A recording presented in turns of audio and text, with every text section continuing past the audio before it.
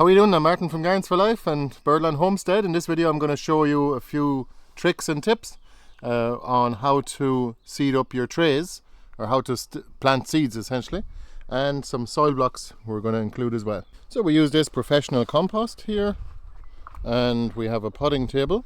At the moment we were just doing some crown divisions here, but in general we just pot them up here. We put the compost in the trays. We bring them in here.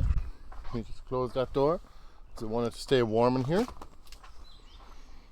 And so these are the trays that have been filled with compost. So that's potting compost. And in this video I'm going to just show you how to start your seeds. We've already got some seeds on the go here, even some plants from cuttings, as you can see. And there's rhubarb plants and various other ones. We like to do each of the types of plants in a row. All the trays are the same, and then we just put one label. That way we don't have to put a label for each of the trays. Usually we use these 12 cell trays, but I do like to use soil blocks as well. Soil blocks are handy and they take a bit more effort, definitely at least take maybe twice as long to make. But they're well worth it because they are air pruned. The roots will be much better quality. You can see here. Let me just pick one up for you. So that's the soil block, and you put the seed in there, and you're going to get a really good quality seedling because the roots will actually spread from the center. Hello, how are you doing? Oh, you cuddly now. The dogs have come to visit. They know when the door is closed in the front of the greenhouse, they can just come in through the back. That's good. Alright, now you want to get out this way again. Why don't you come back? Why don't you go back out the same way you came? Excuse me? Excuse me. So the soil blocks do tend to dry out a little bit quicker as well. So if you want to check the more detailed video that I made a couple of years ago, I'll put a link in the description or at the end of this video, and just comparing soil blocks and seed trays. So it's definitely well worth checking out because there is a lot of differences. We like to do both for different reasons, but it's much quicker to actually seed up these fellas here. So, and much quicker to fill them up with compost as well. So for different types of seeds, you definitely need to make a different size of hole. You don't want to plant them too deep, especially if they're very tiny seeds. So what I like to do is, for the likes of pumpkin seeds, you got to decide what kind of seeds you're going to plant into your tray before you do, because you got to decide how deep to push in to make the dimple or the hole. And so for pumpkin seeds we go quite deep because we want those to be well covered. And for example, the rhubarb seeds, they'd be slightly smaller, but still not as small as seeds can get. Usually flower seeds are quite small. And we will also be planting some kohlrabi. So what I like to do is I like to use a little technique that Charles Dowding always talks about, and that's multi-sowing.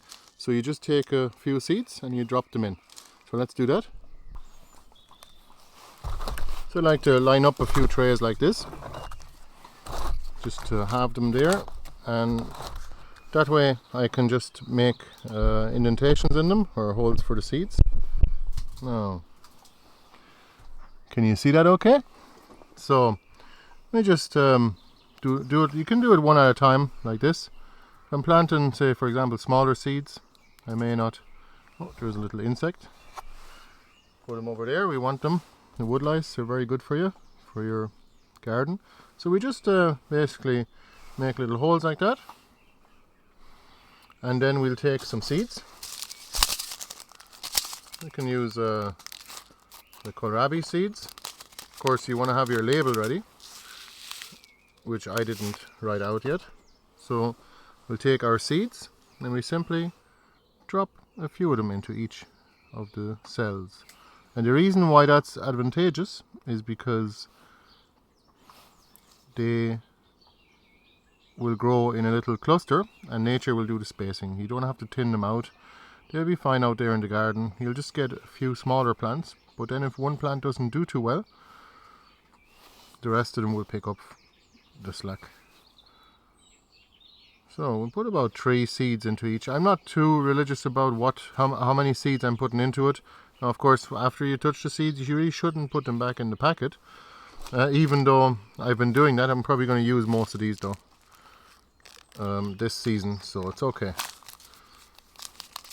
And another little tip for you, never touch the seeds in the packet, never go in there with your fingers, always drop them out, like empty them out like that onto your hand. That way you don't contaminate them in there, just to make sure that they last for longer in case I want to keep these for next year. Because who needs 1,500 super schmelz kohlrabies. So all you need to do then, let me just show you here. See that a little bit better. So those seeds are in there now. You don't want to cover them with too much compost, so just giving them a light brushing like that. That's plenty. Now that means that the water will actually go in there because you compacted the middle by pushing it down, but then you're also lightly covering it just to exclude light. And just bear in mind that some seeds do need light, like celeriac I believe, and a few others. So you can just cover them lightly, and then all the water actually goes into the middle as well. So that's another thing. If you overfill the tray, it might actually the water might run off the sides. So you don't want that. Now that's all there is to it. So that's our tray, and you can water that in. Now there is another thing you can do, and that's watering these beforehand, at least for the first time, so that the seeds don't get washed away. You could do that before you put your seeds in it, but I like to do it after and just water them very gently, because it's easier to brush the compost back on top when they're not soaking wet yet. So let me just show you. For pumpkin seeds, I'm going to go much deeper. And you could also do it like this. Could do it with 4 in one go, like that. So let's take some of these. So these are Turk's Turban. I'm going to grow a couple of different varieties of pumpkins this year, although I do try to keep them separate, usually, like the ushiki-kuri, so that they don't cross-pollinate. So we keep the seeds pure, but at the same time we might just interbreed these varieties of pumpkins because they're well worth it. So let me put those seeds aside. Look, that's 12 of them done, and then all you need to do is brush across the top of it, and that's enough. That's enough. You don't need to do any more than that. So I just got to make sure I label these, and I'm going to put that aside now. That's 12 pumpkin plants already started, but those, you can't keep them in there forever.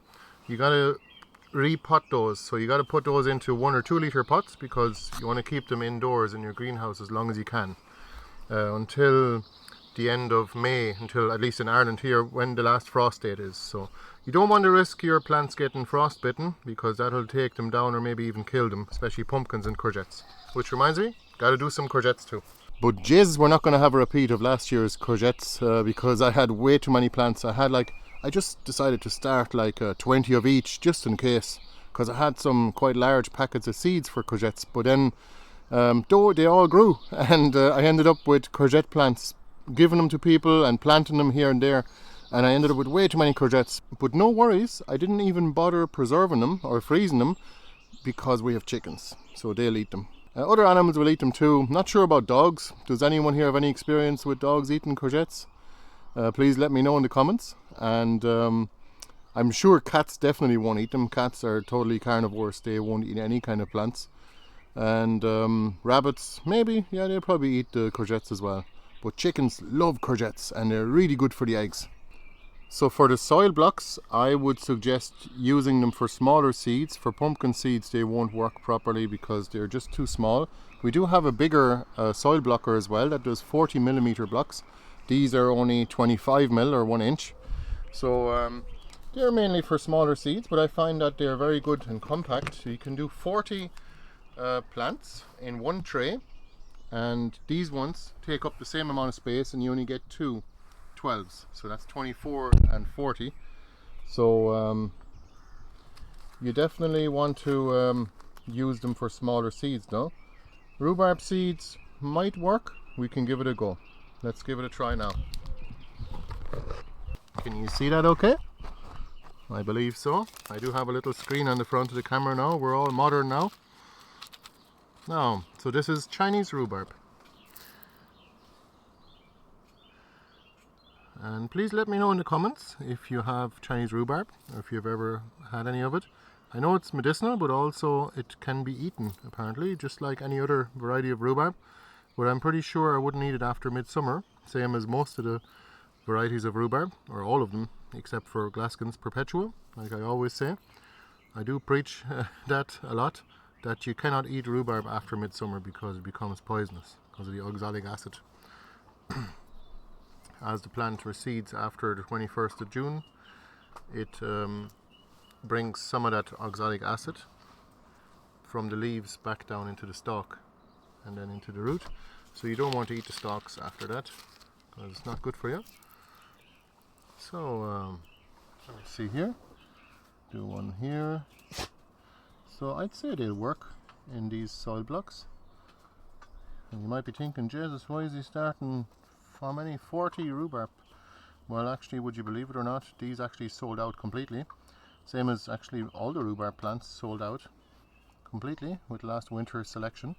So if you're still looking for plants, you can have a look at our website and check out what we've got. Okay, so that's that. So those are all full now. So what I might do now is I might actually take a little bit of compost. I'm going to borrow a bit of compost from another tray. I'm just going to cover these ever so slightly, like this.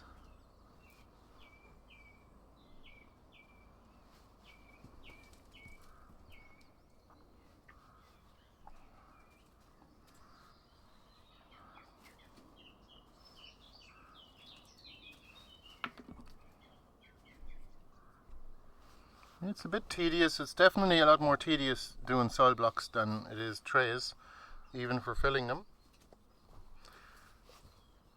But it's worth it because it takes up less space. But that's not the main reason, because they do get air pruned, the roots. And that's a good thing, because then you get a stronger root system as plants grow. And it'll also not get pot bound as well, because usually when you use a tray, the root is looking to go somewhere and it's just plastic, so it circles. But if you have these soil blocks, it'll only grow outwards from the center, so you get a really clean root. Unfortunately, I don't have any to show you at the moment. This is only very early on in the season. So that's it, and you just water that in, and that's all there is to it. Again, just be careful with the soil blocks. If you are using them, they do dry out a bit quicker than the trays as well. So I hope you enjoyed this video, and if you have any questions, please let me know in the comments below. I'd like to make lots more videos like this and make them kind of dual purpose for the Homestead channel as well as the gardening channel. But if you haven't subscribed to our Birdland Homestead channel yet, please come on over and subscribe and keep an eye on that, because I'm going to be posting up more content there shortly about the homestead itself rather than just the gardens.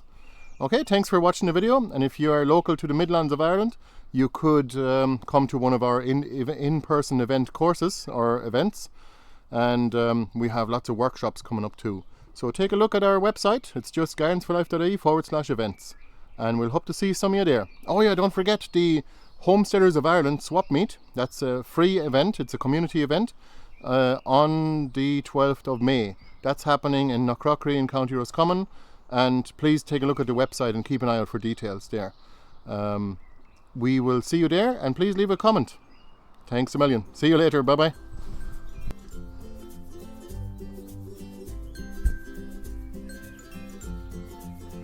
Okay. No. Okay. I'll go. Alright? There's a spare.